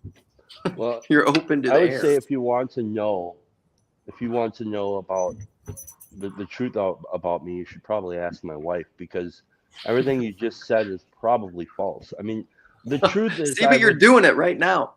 No, I know, I understand what you're saying, but like, it's. But it's deeper in the deeper levels. I agree, which is why in our own personal, like in the little corner, the little boxer group, this is why I'm talking about long suffering. If we don't know how to long suffer with each other, like if it's just this avatar thing where we're talking about ideas and you don't know like the evil that's in me and I don't have to repent and you don't have to forgive me, it's bullshit. It's bullshit, Well, and I want no part of it. We could talk about humility, but there's not enough people here, so. Like, Ted, what brings you in, my friend? Oh man, the rain, actually. Usually I'm working, but I've got an office day. And I hopped on, I was like, oh my goodness, there's a live stream going on. And so I was, listening, and there's some stuff that I had no idea what you're talking about, like some color stuff, although it sounds like it's based into Enneagrams. But then you started talking about humility and how great Chad is. And I thought, okay, these are things I know about a little bit about. There you go. Now we're talking. Yeah, and you can tell me if I'm like totally off base from where you guys are going, and just pull it in as you go. But so I was thinking, actually just this morning, I was thinking about Job, because I spend a lot of time thinking about Job, and this notion that we don't know that things generate their meaning from the future, right? So you can't assign too much meaning in the present, because you don't know what things mean until you get to the end of them. And right, so I'm working through the Return of the King again, and like Theoden's whole arc, right? If you like stop it in the middle in all sorts of different places, his story means so many different things. And the same thing with Job. Like, I think the framing there is intentional, where it's like a tiny bit of narrative on both ends, and then there's like the whole middle of it is them trying to figure out what the first part of narrative meant. And the friends are totally wrong, because you can't make a good decision you can't tell what it means until the narrative concludes, right? Okay, so then the question is like, so then how do you act? Which is actually the same question as like, how do you act humbly? And I was thinking about the thing that I've been kind of coming to is that wisdom, one way to define wisdom is those actions which have been the right thing to do regardless of what the outcome is. And I think that like that's what humility should lead you to. And yeah, your notion that there's some tension there between the law and wisdom, I mean, that seems like dead on to me, because if you just like hound, say like one thing all the time, and there's this weird thing where you can't turn wisdom into rules. Like, it constantly defies it. Like, wisdom gets expressed in rules, but it always transcends rules. And so it's like, there's this weird thing where you have to move up a level in terms of saying, well, how do I become wise? Do I like memorize a set of rules and algorithms to be wise? And it's like, absolutely not. How do you become wise? Like, well, you imitate someone who's wise. Like, you recognize. And honestly, to go back to like this little corner, I think a lot of what's attractive is that you see people who are wise, and you're like, you watch it, and then maybe you get to be part of it. Then you get to be part of it, and then and there's this really cool thing about like, okay, this is good. I love this. Thank you, Chad. Humility. I think humility is something like the capacity that lets a foolish man recognize wisdom. It's something like that. Because like, if you're a fool, how can you recognize what's wise? Right? But you actually can. You can recognize when someone's being more wise than you. And so like humility, it seems like humility is at least one of the ways humility expresses itself is in that capacity to see wisdom that's beyond you, and like know that it's wisdom, to know like, I never could have gotten there. Like I could never have had that insight. I never could have realized that was what was going on there. So I don't know. Is that am I tracking with the flow of what you guys are going with? I wish I wish I was taking mental notes, but I don't think I can remember them all. There's so many things you said in there that I think were really great. Because Basically, um, like listening to two different Lukes talking to each other. Yes, yes, uh, and look, my hair has reached more like Luke's hair, and his mustache is expressing mine, and so we're just slowly converging visually. my hair, I'm always looking my best in these live streams, like unbathed, greasy, thin, strangling hair. It's really wonderful. But what I liked what you said was wisdom is the ability, because the meaning, you get to the meaning at the end, and you Mhm. can't know the meaning until you get there. But wisdom is acting in the world in the way where essentially you can't be wrong, Yes. which seems hard to justify when you're in the binary mode of thinking, well, there's a right and there's a wrong. But this is why, back to, somebody made a comment like silence almost made them have an existential crisis of their faith. Yeah, Mhm. because that's what silence will do to you. That's why I love that book. It's why I've read it twice and watched the movie like 5 times. Because that's what silence is. Because the two priests in there, Andrew Garfield and Adam Driver, the two priests, Rodriguez and whatever his name is, what they do to the persecution of Christianity in Japan and apostasy and what apostasy means, they do the opposite thing. And that They was do good. completely different things. And I think they were both faithful. Yes. So stick that in your craw for a while and That's the meditate on it. point. That's the point of the book. Well, so this brings something to mind that Graham Grizz said the other day, which blew my mind. He's like, I think he said something about what concerns him is that God might only exist in the now. And I was like, uh, yeah, but like the now is always, like it's a blink of an eye. It's like, but it's your eyes wide open. It's like the now, like, this is what's so because like okay, I've thought about this.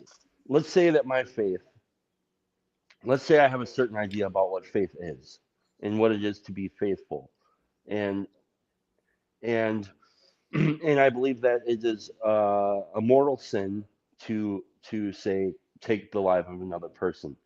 Okay, Yep. and then but I see the innocent, somebody who is innocent, who is um, whatever. It would be completely unjust if that person was to be destroyed, and then so I end up sacrificing what I believe to be good and a good and proper way of being faithful, and I take the life of somebody else to save this person. Right. In that moment, God is now, right? Like so I've just like sacrificed, I've just given up my seat on the bus, basically, because I felt, I don't know, for whatever reason I was compelled to do this. Is it right or is it wrong? I don't know. And like so I think about that. I think about that as it relates to the hidden life. In the hidden life, there's a scene that when I talk about it, usually it kind of breaks me up. But there's a scene where this gentleman or this man who is refusing to submit to Hitler is sitting in the office of the judge who is going to hang him, and the judge is sitting on the in the table or in the chair across from the desk from him, and he's like, "Listen, dude, all you have to do is sign this paper. You don't Oh even have to man. believe it." And he's like, "I'm sorry, I cannot do this." And he says, "Well, do you think Hitler is evil and needs to go to hell or something?" He says, "It has nothing to do with him. It has nothing to do with Hitler." And he says, "Well, do you think I'm evil?" And he's like, "It has nothing to do with you." He's like, "I Hmm. just can't. I just can't." And he sacrifices himself. Spoiler alert: he sacrifices himself because and I don't even know if he sacrificed himself. Like it's just something. It's so bizarre. And then at the end Mhm. of that scene, the Nazi dude that was condemning him gets up and comes and sits in the chair that he was in, and he's like dumbfounded. He's like, it's as if he can sit in this chair and get a glimpse of what it is to be this saint, this saint that he Yeah. can't Mhm. imagine being. So I don't know. It's like I don't know if you can. you have models, and they're good to look at, and they're good to try to follow, but they aren't. They're not Legos, man. No. Yeah, you can't dress up in someone else's clothes and start acting like them. So, Chad, I love that, because what you were bringing up, this notion, because you're touching on the sort of notion of consequentialism, which like is interesting because it feels like a way to resolve the issues of developing wisdom, because you're like, well, if I just look at the outcome of my actions, then I can know if they're good or bad. Say, for instance, like killing someone to defend someone who's helpless, right? It's like, the problem with that is that you actually don't know what the consequences of anything is until you get all the way down to the end of everything. And so, and this is why I think why we spend so much time with stories, because they do this sort of microcosm thing that lets us see, we get to pretend we see the whole story, so that then we can have the faith of, say, the guy in A Hidden Life, because there's a part, there's all these rationalist, consequentialist notions there of like, well, it'd be better if I was around for my family, so I should sign the paper, right? Like, there's all of these ways you can rationalize it. And one of the things that I've been I think one of the reasons recently that I've, in say the last 4 or 5 years, that I keep going back to the Lord of the Rings trilogy, is that there's this, to me, formerly hidden thing in the second 2 books, where you realize that it's at the breaking of the fellowship, when Aragorn's trying to make this decision about where he's going to go, right? So Boromir's dead. Spoiler for anyone who doesn't know, Boromir dies. Merry and Pippin get taken off by the orcs, and Merry and Pippin get taken off by the orcs. Frodo and Sam go off to Mordor, and Aragorn's is trying to figure out what he should do. And there's this you'd think, oh well, look, it's all about the ring. Like, throw all the resources at Frodo and Sam. Doesn't matter about Merry and Pippin. They knew what they're getting into. We're going to try to generate the best outcome. But he realizes that his loyalty has a hold on him that's so strong that he has to go after Merry and Pippin. And what happens if you follow what Tolkien's doing, you realize that Aragorn ends up, the only reason that Aragorn ends up in Rohan so that he can help fight off the orcs in Helm's Deep is because he follows them there. And then because of that, he ends up with the Stone of Orthanc. And because he ends up with the Stone of Orthanc, he reveals himself to Sauron. And so Sauron attacks Minas Tirith before he's ready to. And that leads Aragorn to go and find the dead in the White Mountains and fend off the people down in South Gondor, and comes in and they break the siege. And so it's Aragorn's decision to do the thing that is wise and loving, and the one that doesn't have any obvious good consequences, that actually ends up defining, if you will, the geopolitics of the entire rest of the thing. And so this notion that we can sit here and say, now is the time to transgress because I see these good outcomes that I'm going to achieve by it. Right. It doesn't work. That's actually pride. Like, what that is pride. Yes. It's saying, I'm in the place of God. So I see how all the threads lay themselves out, so that I'm going to make that judgment. It's just not how it works. Clip it, PVK. This is Vander clips right there. That little Lord of the Rings riff by Ted was absolutely brilliant. Love it. Luke. Luke, come on. Yeah. Hey. Hey guys. So I was driving to get an oil change, put on YouTube, and you were doing the live stream. So I'm sitting out here outside Grease Pig. I might have to go here in a few minutes. Ted, you know what I'm talking about? But no, I couldn't resist to hop on. But yeah, one thing that came to mind, guys, and I'm sorry, I don't have all the context for this conversation, but just talking about humility just made me think. I started a book club. We're reading Plato's Republic, and made it. We've made it through the first 2 books of the Republic so far. So talking about justice, and a big part of it is just talking about justice in the context of incomplete knowledge. That's kind of where our conversation went with the other night with book club, and it was just connecting with me. I think there's an aspect of justice where, a person has to assume the humility of understanding you don't have complete knowledge of, say, whether someone is a friend or an enemy, or, what will be the end result of an action. And I think in that complete knowledge, not having complete knowledge, in some ways, one cannot be an ultimate judge. And I think that that led me back to thinking about, Christ being the judge in the end. We can't put ourselves in the seat of judgment because of incomplete knowledge. And I think in some ways wisdom is similar, where I've been thinking a lot about Christ being wisdom embodied, and in some ways we do our best to follow his example, but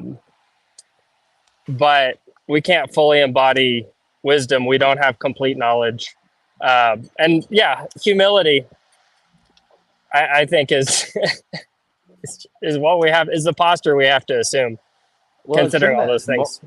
Some of that's momentarily, right? Because here's a way that you could possibly have complete knowledge, and knowing, it's the idea of, I know that I don't know. So in those moments, true moments of humility, or touching on it, it's I don't know, it's because you guys keep saying something about you won't know until the end of the story. It's well, when the hell is that? Is it right now? Is that the end of the story? Is it right now? It's but that's why it makes me think of the Chinese farmer. It's he's I don't know. I don't know if you guys know the story about the Chinese farmer, but it's some Good one. parable. It's Tell it.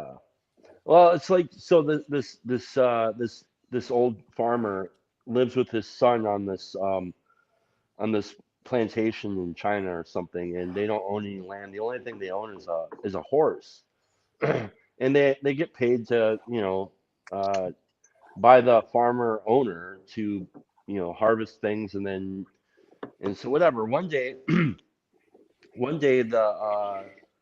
the son is out there working, and the horse runs away, and all of the village people come to the old farmer, and he's this is terrible.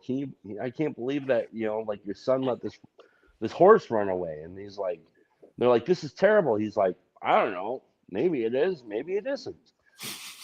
And then so what, a couple of days goes by, all of a sudden the horse comes back, and he has a whole herd of 50 horses running with him. And brings him all these horses, and their people are holy crap, can you believe this is incredible, all these horses. You're the richest guy in the valley, and and they're this is incredible, and he's I don't know, maybe it is, maybe it isn't. And then the next day, the son is out there trying to break one of these wild horses, and falls off and breaks his hip. And he's really injured, and the people are this is terrible. Your son, your only son, maybe this is a terrible thing. And obviously the farmer's I don't know, maybe it is, maybe it isn't. And then the next day, the army comes through to recruit all the village sons to come fight their battle. And so there, that's the story. It's so the wisdom is, I don't know, maybe who knows, I mean, who knows? I don't know how useful that story is, but it's helped me out a bit. Oh, I thought that said Joey. Joey. Well, one of the things you guys were talking about, and I want to, this is practical, Lance. So when you were talking about all those things, hidden life, Ted, your amazing kind of thought there for the simple people out there like me that can't think at these high levels. We can practical this in AA. There's this concept of do the next right thing. It's as simple as that. There's also this concept of also Frozen too. There we go. To thine own self be true. So what's the next right thing? I was reading a lot of saints talk about theosis. When you start getting more spiritually mature, there is no this or that. You just know the next right thing to do. And you don't worry about the consequences, right? Because the next right thing is just the next right thing. And it's that That's personal, wisdom. That's like, where you can be right no matter what. it's Mhm. wisdom. And so, Mhm. I'll just kind of just speak broadly there. And this came out of a recovery context where a guy shared this really powerful story that, he had they were talking about being truthful and whether you should make certain amends or you should do certain things. And he got up very passionately. And some people were saying, well, I don't want to do this because it could hurt my family or do this. And he basically told the story of he had embezzled from his employer. And he has wife and kids and family, and it was eating him alive. And he says, I had to make the decision. Do I just not tell them and go ahead because it's good for my family? And ultimately, he just made the decision and just kind of went and told on himself to his employer. And the employer didn't really know what to even do with it, right? Because there were these procedures and they didn't know they tracked it. They said, well, we'll get back to you. So at the end of the day, he walked out of that. He could have ended up in jail. All these other sorts of things. It ultimately ended up that they just said, forget about it. But when he walked out of that place, he talked about the freedom that he had and the release that he had. And he didn't know if he was going to go to jail and his family was going to have to figure it out or not. And so when we get to these moments, it really just comes down to what's the next right thing.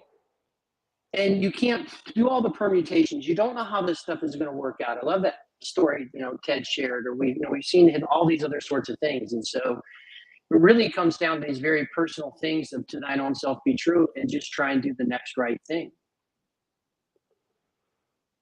I love that. I have this quick. I'm going to tell a quick story, and I'm going to hop off because I got to clean the house because I got this dinner coming up on Saturday. But one time, I ended up going to the theater to watch a movie with a girl that I was dating at the time, and we get done with the movie, and she's like, "Oh, we can sneak into another movie," and I was like, "I don't You're like, want to you do dirty that." girl. And she's like, "You could." She's like, "What are you talking about? Let's just do. It's not a big deal." And I'm like, "Okay, fine, whatever." And I did it. And the next day, I was telling my buddy about this because I was upset with how she talked to me. I was like, yeah, she was talking down to me, and she was like being like, you're such a pushover, and why don't you just and I was like, and so we ended up going to the movie anyways. And my friend stops me. He's like, wait, you what? That's theft. And I was like, what? And he's like, dude, you totally stole a movie ticket. And I was like, oh, he's like, you got to make an amends for that. But it's for So corporations. It's from and I'm like, corporations, so you're son fine. of a bitch. So I go to the theater the next day, and I go to tell the guy. I said, "This is gonna sound really weird." And I was like, "Hey, I gotta talk to you for a minute. Can we go over here?" He's like, "Yeah, sure, sure." And he's like, "This is gonna sound really weird." I said, "The other night I was in here. I paid for one movie and I stayed for two, and I want to make amends on that." And he looked at me like I had lobsters crawling out of my face. I'm He's like, sure. "What are you talking about, dude?" And I'm like, "Well, I just have to make it right." And he's like, "Well, I don't have anything in my POS system here to cover this, so I don't know. Maybe here." He's like, "Buy these two charms or whatever." Where's the button for honest guy who comes back about his lie?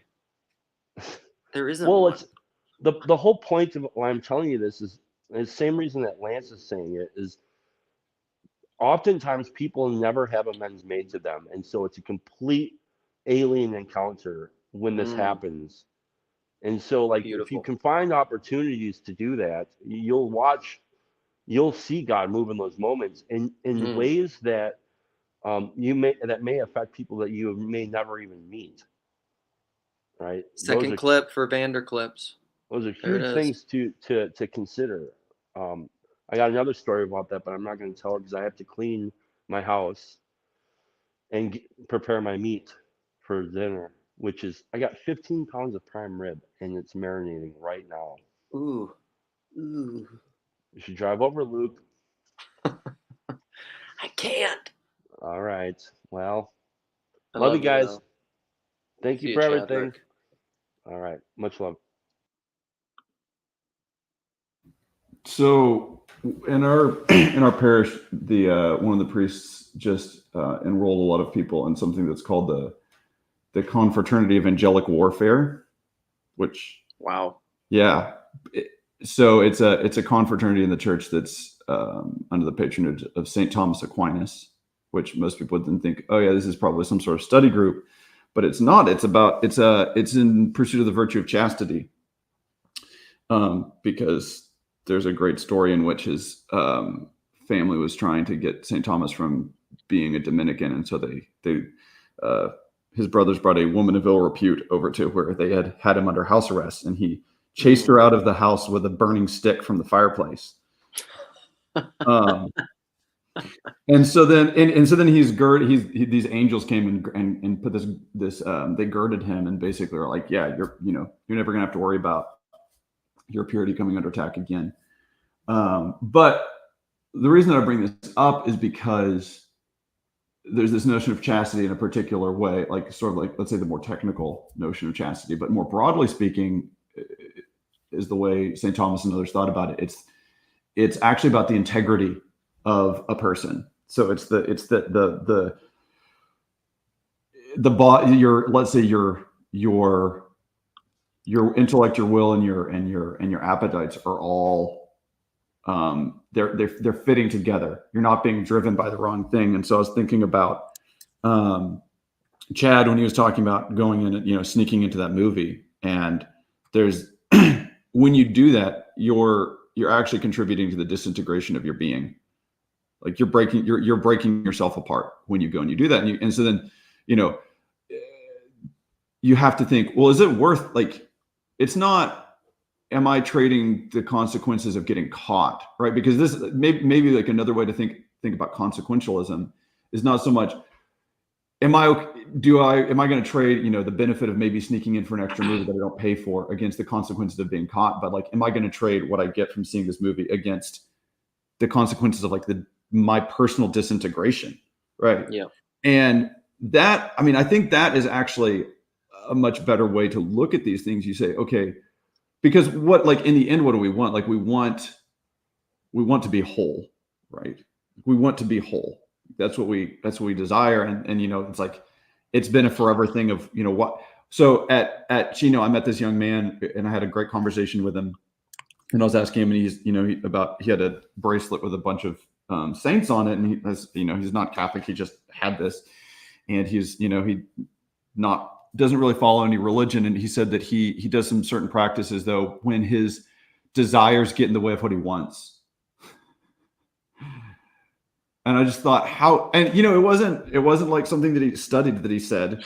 It's just, it just came out. And I was like, oh, that's exactly right. Yeah. When your desires get in the way of what you want.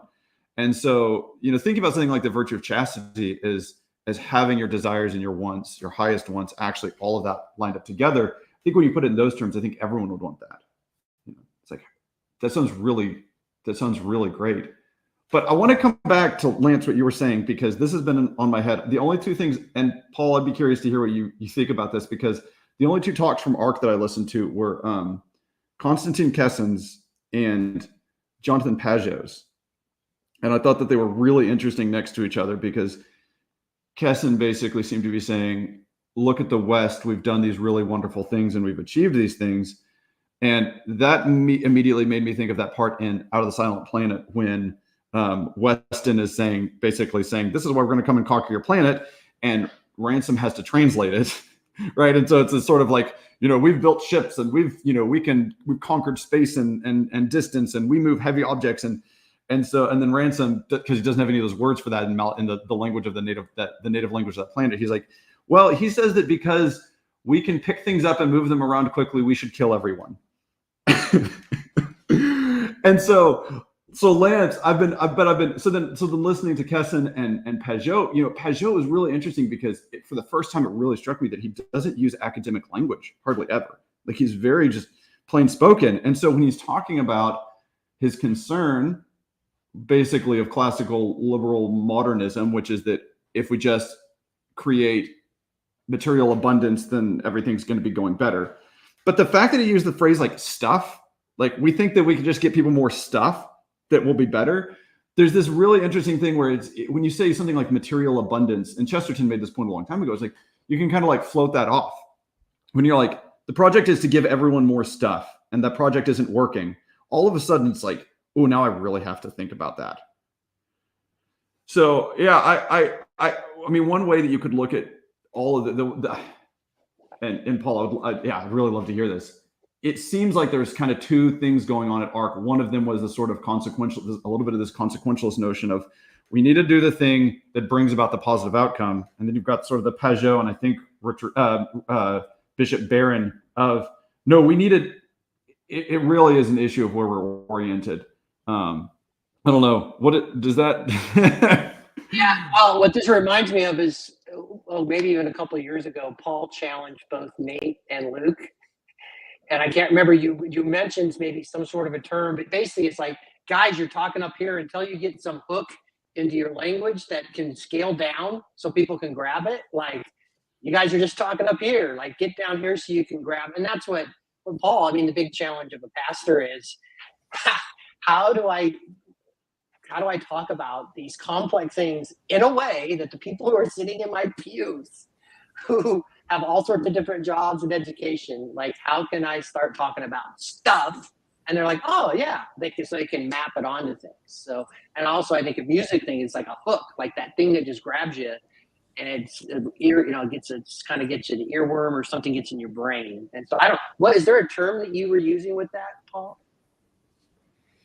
I don't remember. I remember saying it, but I don't remember a term that I used. But no, that's right. And you're right, Ted. So there was a little, so I don't know exactly how the invitations went, and I don't know, who invited who, but there were definitely a cadre of Orthodox artists and a few non-Orthodox Christian artists who were there from Pajot, and they were just chafing those first 2 days because it was all about we can have cheap energy, we can have unlimited stuff, we can, it's the WEF that wants us to put on a sweater, and that's Jimmy Carter, of course. The WEF who wants us to own nothing and still be happy. There's nothing inherently wrong about owning nothing and still being happy. That's sort of a desert father. So there's all of this stuff, and the poor artists were like, I'm out of here.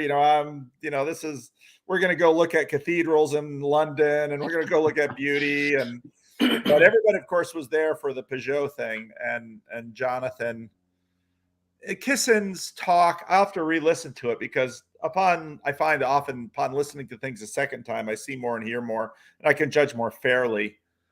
But Kissin was sort of, Kissin is where he's at right now, not religious yet. And Pajot sort of called it when he said, the great thing that, let's say, this is, of course, my videos are all about this tension, but the great thing that we experienced in the West was not that we had more stuff. Because if there's anything we're seeing now is that having more stuff is not the answer. And that isn't to say that involuntary poverty is a good thing. We're not saying that either. But we're losing track of what's in sight here. And there are those tensions in the room. And by opening with a show of hands of the at least people of some kind of faith, mostly, of course, Christians, you sort of drew on the fact that, the self-discipline and frugality and generosity of Christianity may make you wealthy, but that was never the point. And so, and then if you in fact do become wealthy and can maintain integrity and joy even in the midst of wealth, well then, wealth is in some ways not only sort of a reward, but also something that God has entrusted to you, because of course he owns the cattle on 1,000 hills. So no, Pajot's speech was in some ways sort of a shocking moment in the midst of that whole conference. but all of the tensions that were there in terms of trying to build a coalition. So no, you were right. You read it right. It was interesting. I mean, yeah, and there's I guess there's the two levels, the one what they're saying, but then I think the kind of thing that was really eye-opening for the first time, particularly with Peugeot as a communicator, was that how effective his more simple language is. And, again, with the poetry thing next week, thinking about, I remember talking to this guy in college who was an English major, and I was like, "What do you think poetry is?" And he said, "Well, it's a way of saying things in like a complicated, fancy way." It's like, wow, okay. But then you go to Owen Barfield, Poetic Diction, and his examples of phrases that could evoke a poetic experience. One of them is some like Polynesian islander description of a steamboat, and it's like 3 stack fire, chug chug no seum or something. And for them, it's just this like highly technical way of trying to describe what they're seeing going down a river. But for someone outside of that, it's that simplicity that actually kind of gives you the chance to see the boat again for how weird it is, instead of just being like, oh yeah, it's a steamboat, or even worse, like, it's a, coal-fired steam driven paddle wheel. But, it's like, there's a sense in which, as you like, there's this weird, there's almost a sort of like linguistic garments of skin thing, like where as you describe something in increasing like technical fidelity, the harder it is to see it. And so Peugeot, I don't know. I was just admiring, there's this sort of like back and forth thing that has to keep going on, where it's like, let's come back, using these really simple words. It's not like that's the only, but that's the thing, is I'm not saying everyone needs to just use like, 2-syllable words or less. It's actually the relationship between them, because I mean, the insight from precise technical language is real. Like, it's real insight, but it's like, there's this sort of poetic act too that's going, doing what Peugeot said. Like, it's an act, like you could almost say it's an act of poetry to call it stuff, to take the whole Western industrial technical project and be like, yeah, that's stuff. And you're like, oh, it is stuff. That is stuff.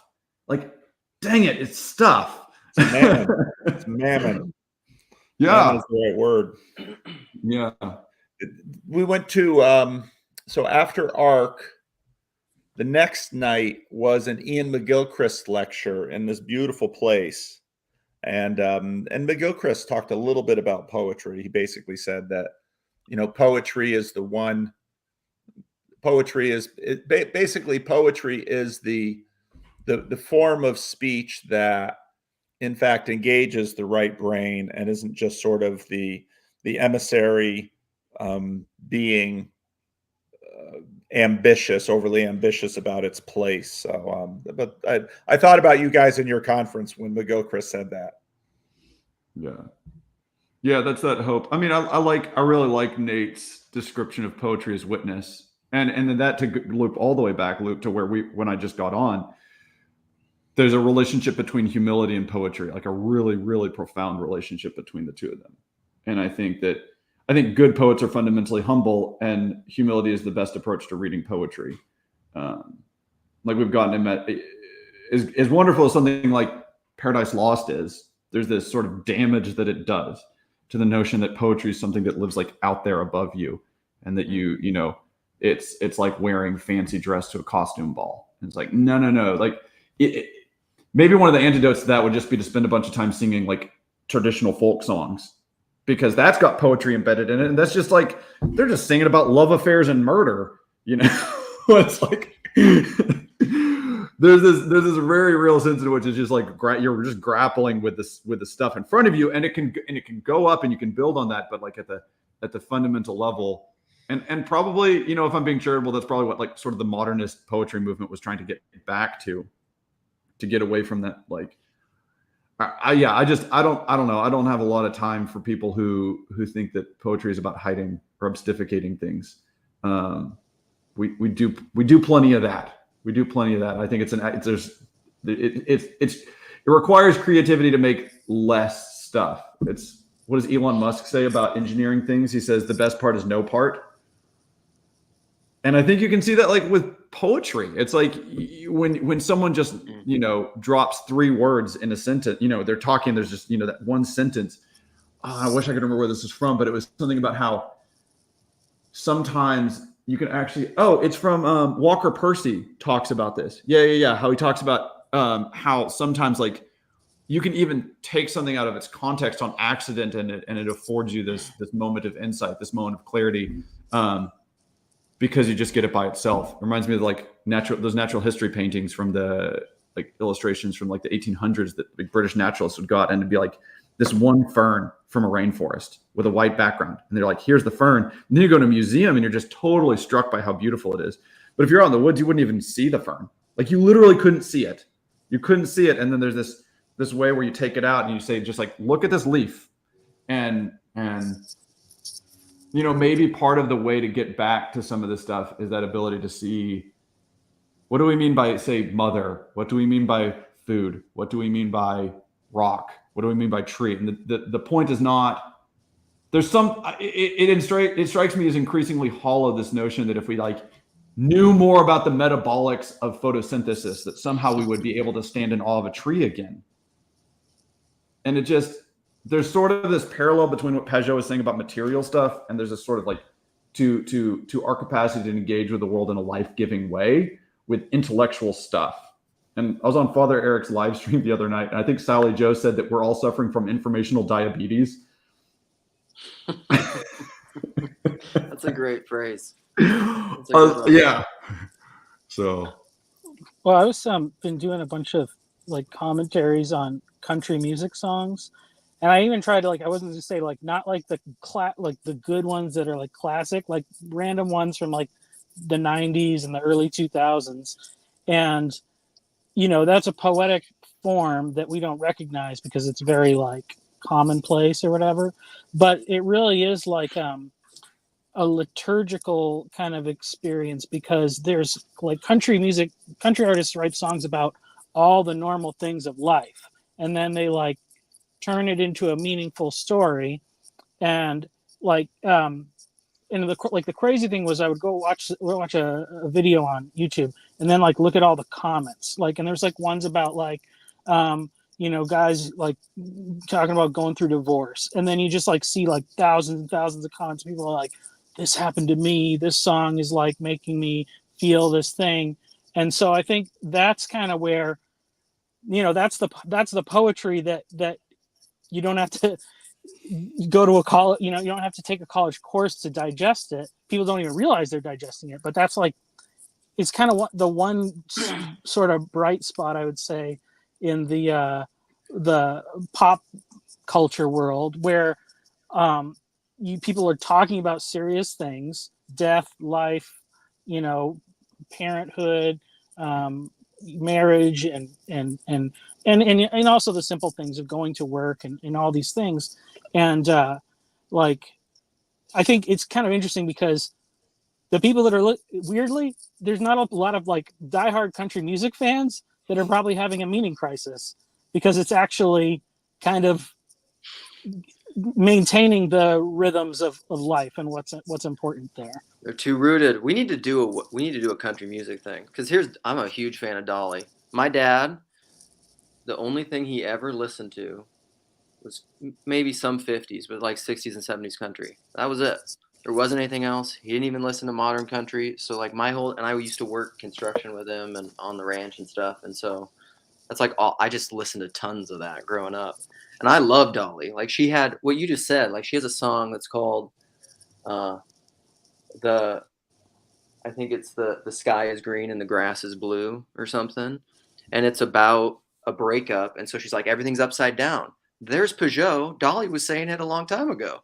Upside down world. I mean, it's just Dolly. It's like Dolly and Willie are just unbelievable songwriters. I mean, like I Will Always Love You.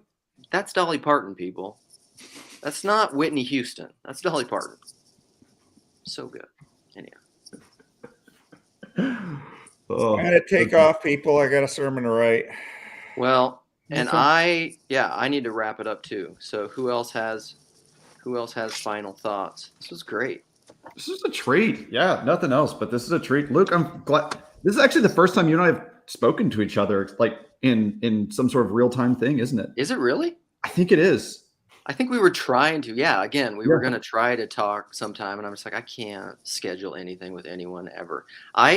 Here's a It little happens. aside. Does anyone have any wisdom on this? Like, I was trying to get together with a local buddy who was actually leaving some comments earlier that I met through this little corner. He was an estuary friend, and we were talking about, well, there are two interesting things. This will prompt a future conversation. He was asking me, he was like, how much of your time, how much of your relationships and hanging out with people is online versus in real life? And and I really tried to think about it honestly, and I was like, I don't know, probably 90% of it's online.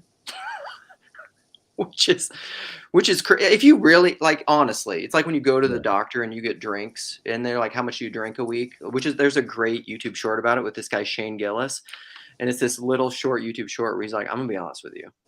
He's like, because most people aren't honest with the doctor. He's like, I'm gonna be honest with you, it's probably about 50. And the doctor was just like, whoa, we need to do some blood work. We need to get some things checked out. But if I really had to think about, because like this counts. I mean, how long is this? This is almost 2 hours. This is like online hanging out. If I think about voice memos, texts, Voxer, watching YouTube videos, like all of that, it's not like I don't hang out with people at church. I don't get together with friends. I don't do estuary. But like, work doesn't lead me to interact with people a ton. And so it's probably 90%. So that's crazy. And I think I have a more robust social life than a lot of people. So then it's just like, that's crazy to think about. And then the other thing is like scheduling. So this same guy, we were trying to get together with him and his wife. Me and my wife and we were trying to think like maybe this Sunday could work, but it doesn't really work, and we'd be cramming it in. So this is the busyness of life. And so then, like, this isn't hyperbole. And so we're like, well, I guess we got to schedule out for January. Like, that's the next available time is January. And part of that is because, like, I have 3 teenage kids essentially, but like, life is crazy. This is what the modern world has given us, such ease, hasn't it? I don't know. Lots of It's stuff. weird. It's giving us lots of stuff. Lots of stuff. Scrambling for more stuff and Just the need money more to stuff. protect our stuff. Build bigger barns. Dang. So Yeah. Thanks, Luke. yeah. All right. Thanks, Thanks, guys. Luke. Thank Peace you. out.